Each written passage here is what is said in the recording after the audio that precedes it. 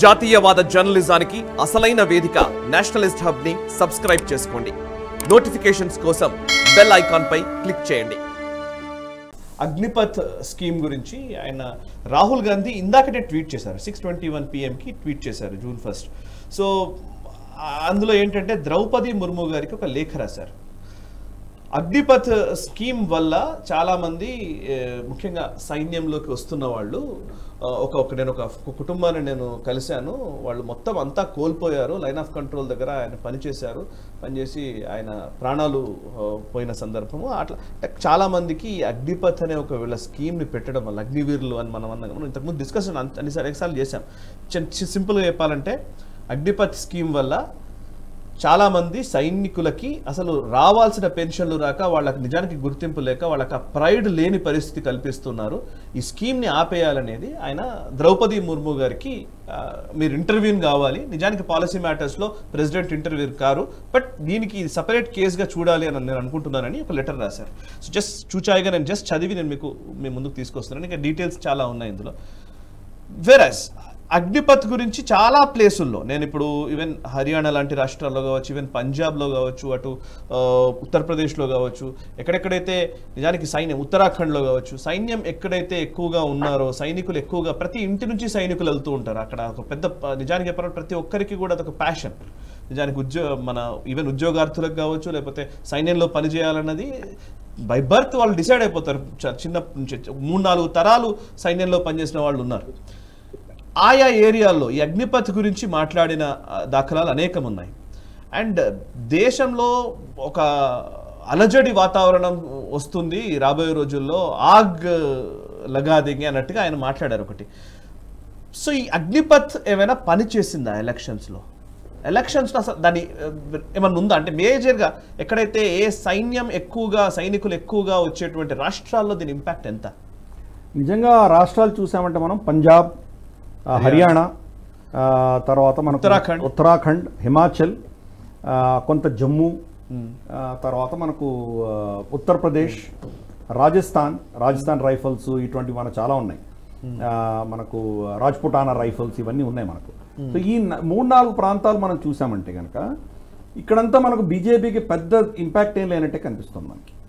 ఎలక్షన్లో ప్రభావం చూపించిందా లేదా అంటే బహుశా అంతగా లేదనే నాకు అనిపిస్తుంది.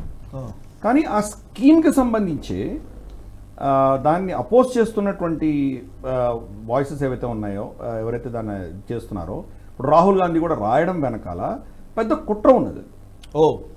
అది మనకు చాలా డేంజరస్. అంటే ఈ దేశంలో ఏ మార్పు వచ్చినా మార్పును వ్యతిరేకించి ఆ మార్పు రాకుండా ఆపేటువంటి శక్తులలో కాంగ్రెస్ ముందు ఉన్నదన్న దాంట్లో సందేహం లేదు. రెండవది, సైన్యంలో ఉన్నటువంటి స్థైర్యాలని నీరుగార్చే ప్రయత్నం చేసేటువంటి దిశగా ఇది అతను రాసినది. ప్రెసిడెంట్కి రాశారు అనుకుందాం కాసేపు. ప్రెసిడెంట్ రిప్లై ఇచ్చిన వరకు ఆగచ్చు కదా, అంత ఇమ్మీడియట్గా దాన్ని పబ్లిక్ స్పేస్లో పెట్టడం ఎందుకు? ప్రెసిడెంట్ నుంచి రిప్లై వచ్చాక నేను ఏదో మినిస్ట్రీకి ఇచ్చాను, నేను మినిస్ట్రీ అదే వాళ్ళ ఒపీనియన్ తీసుకునే ప్రయత్నం చేస్తున్నాను అనేది కూడా రిప్లై ఇస్తుంది కదా ఆవిడ. ఆ రిప్లై తీసుకున్న తర్వాత చెప్తే ఏమైనా అర్థం ఉంది. ఇమ్మీడియట్గా పబ్లిక్ డొమైన్లో పెట్టడం వల్ల అర్థం ఏంటి అంటే దాన్ని రాజకీయం చేయదలుచుకున్నాం.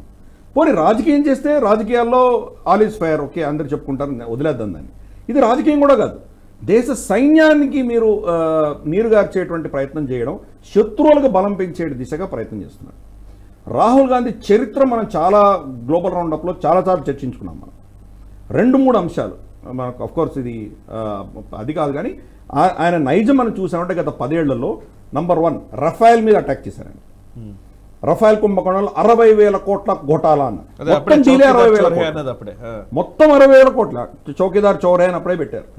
మొత్తం కాంట్రాక్ట్ 60,000 కోట్లు. ఇది రిలయన్స్కి అమ్మేశారు, అంబానీలకు అమ్మేశారు అని చెప్పాడు ఆయన. మొత్తం అనిల్ అంబానీకి వచ్చిన కాంట్రాక్ట్ 800 కోట్లు. 800 కోట్లు మొత్తం 800 కోట్లు ఘోటాలు చేయగలరా? ఒకటి. రెండవది, 800 కోట్లు కూడా రఫాయల్ మనకు ఇచ్చినటువంటి యుద్ధమానాలు ఏం లేవు. అవి ఆఫ్సెట్ క్లాజ్ వల్ల 800 కోట్లు వాళ్ళు డసాల్ట్కి వాళ్ళు అమ్ముకుంటున్నారు. సో దానివల్ల మనకు ఇన్వెస్ట్మెంట్స్ వచ్చాయి కానీ నష్టమే లేదు. కానీ 60,000 కోట్లు అని చెప్పి తీసుకొచ్చాడు. ఎందుకు తీసుకొచ్చాడు ఆయన? ఎవరికి లాభం చేకూరుస్తుంది ఇది? మనకు రఫాయల్ అన్నది ఎయిర్ క్రాఫ్ట్ చైనాకు వ్యతిరేకమైన అస్త్రం మాత్రమే. పాకిస్తాన్కి వ్యతిరేకం కాదు మనకి. పాకిస్తాన్కి మనం MiG-29లు జాగ్వార్లు చాలు మనకి.